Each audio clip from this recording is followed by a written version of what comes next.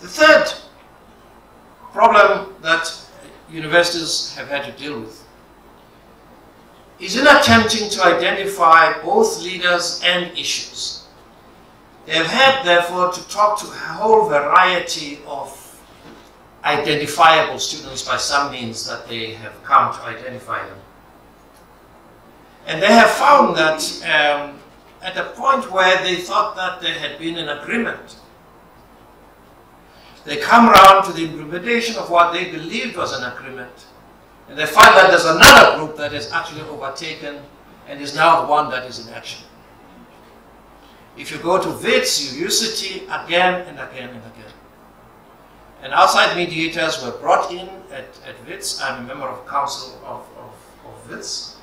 The same thing even with the negotiators right up to the last minute when it is thought it is happening and something else happens. Then of course the problem of a revolution is that those who were the ones with whom one was in discussion with are far too embarrassed to come around and say, no, this is what we agreed on, and stand on a position of principle. Because they are afraid that they will be thrown out themselves and they won't be able to have any role in future. So they don't.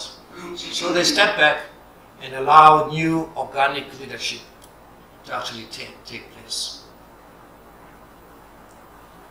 My final point, compared to the time when I was in student leadership, there was, I think, a very clearer, identifiable ideology. By ideology, I don't just mean in the ways that political philosophers say, ideology of what justifies what you do. Ideology rather like what actually is the intention, what do you want to be? What do you want the situation to become? In other words, if you're working towards something and that has a foundation in a set of ideas that you have and you articulate. And of course, at various times, the ideas that have come out of the theorizing about what was going on, and I suspect ex post facto, has been a blend of Frantz Fanon that students have really had a sort of fashion about Frantz Fanon. W.E.B. Du Bois have been very, very important in the thinking of some of them, and Steve Biko. And the articulation of these has been important to some of the student leaders. In fact, as it happens, I asked one of the student leaders at UCT, what is it, what do you read, what informs you theoretically about what you are doing, what you believe in? And so, while I say, you know, in my time, when I was a student leader, we were very, very informed by Hannah Arendt. We were very much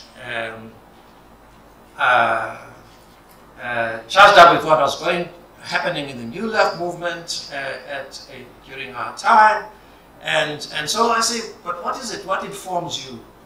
How do we begin to engage where you're at, intellectually and theoretically? And the student said to me, you know, Professor, we don't want to have anything to do with white people. Don't bring us those white things here. We don't want to talk to white people. We don't read white philosophers. So the decolonization debate has become something that says you need to ignore a whole body of knowledge simply because there's a perception that that body of knowledge is informed by white ideas and a white intellectual superstructure and hegemony.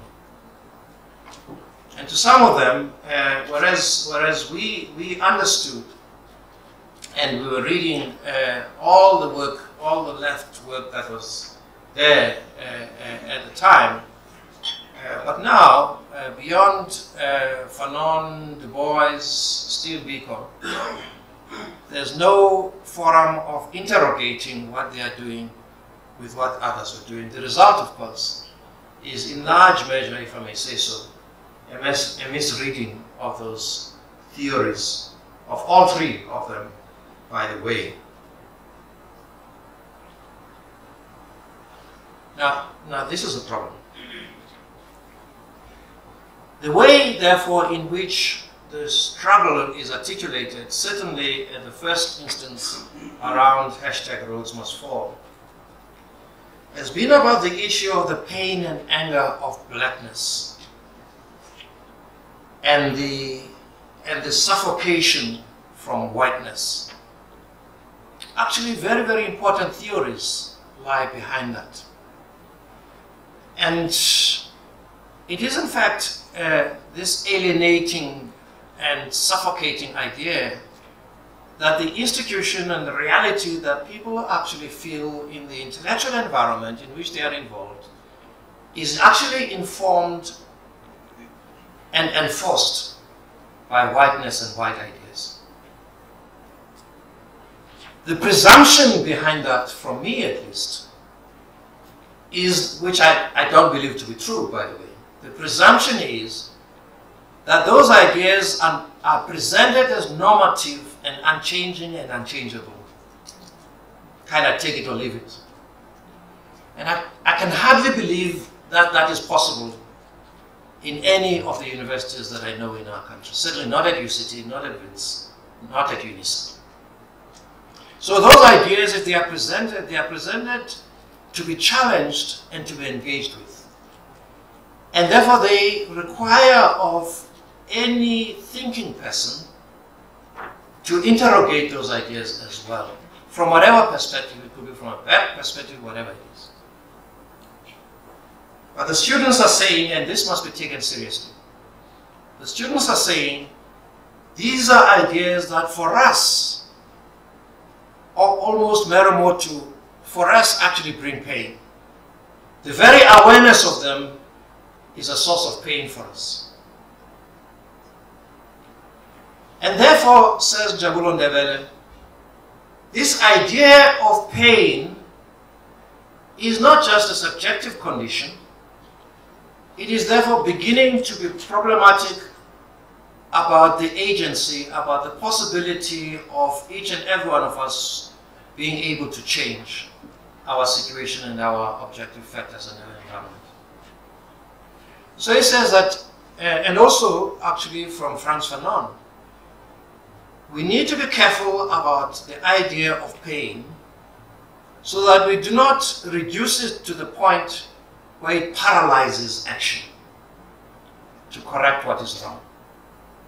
Paralyzes the possibility of discovery, of the possibilities of what could have become, so that you end up being unable to change your own situation, your own environment, because of the paralysis of fear and of pain and of anger.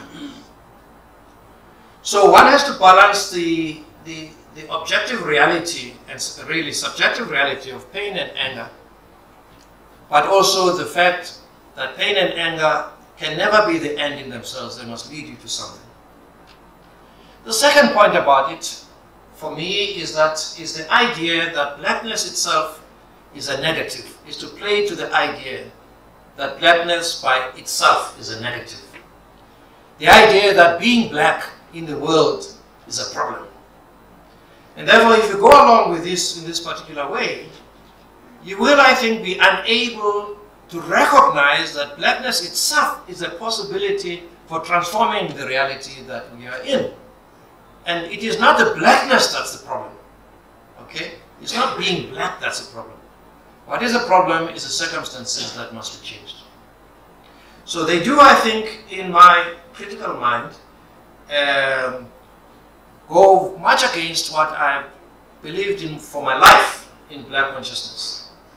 That the idea of being black, the idea of blackness, is itself, in Steve Biko's terms, is itself the possibility of transforming and changing your world and your reality. But in order to do so, you need to understand exactly what blackness means. It is not just the fact of racism or oppression or what it is. It is actually the fact of recognizing the means by which you can change your circumstances in your reality.